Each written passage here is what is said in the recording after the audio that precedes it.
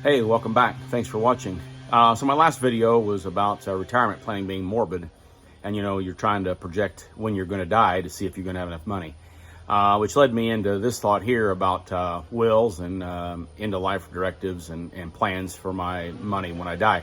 So a few years ago, my wife and I went to mamabearlegalforms.com.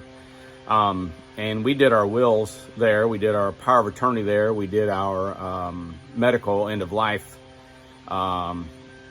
directive there. I think the whole thing altogether was maybe $200, maybe not even that much. So we filled it out, and it wasn't that hard.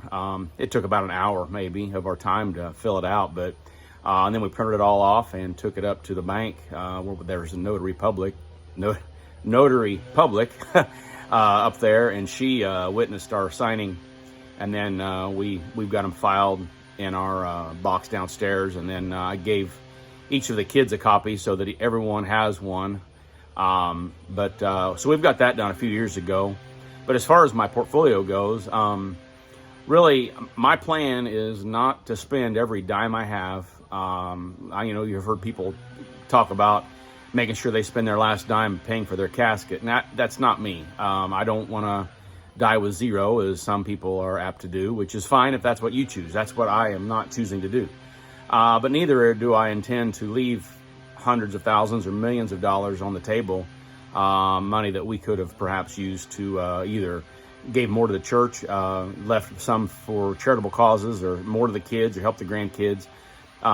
So while we're not planning on spending every dime, we're not planning on leaving a huge amount of money, but whatever it is what it's going to be. We're going to continue with our lifestyle the way we have for the last 40 years, however long, we don't plan on really changing our lifestyle that big. So that being said, our plans for the wills and all that's all been handled and taken care of.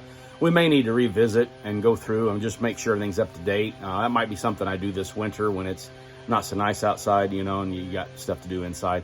May spend some time going through that, but that's already been, we've already got all that finished. And the money, they've got the beneficiaries. And so when my wife and I both die, well, then our beneficiaries will inherit the portfolio that's left over and go from there. So that being said, that's where we've got our stuff taken care of. That website is mamabearlegalforms.com. It's an odd name, I know, but it's right. I've been there, and I helped a friend of mine do his. My in-laws, they went there and done theirs. So all that's being done and ready to go. And again, it's really not that expensive. Obviously, if you have, I'll say this, if you have a big estate, you have multiple residences or cars or lots of property, you may want to get with an attorney. But for what we have, we didn't go the attorney route. So every situation is different, as I said in every video. Every situation is different, and everybody's plan is different.